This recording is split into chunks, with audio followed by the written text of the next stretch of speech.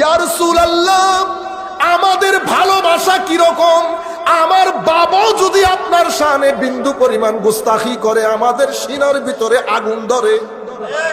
ইয়া রাসূলুল্লাহ, এই যুগের মধ্যে, খারিজি জমানার মধ্যে, মানুষের পাড়ায় পাড়ায়, মহল্লায় মহল্লায় গিয়ে, ইয়া রাসূলুল্লাহ, আমাদের সাথে কারো কোনো লেনদেনের ফারাক নাই, শুধু আপনাকে ঘিরে।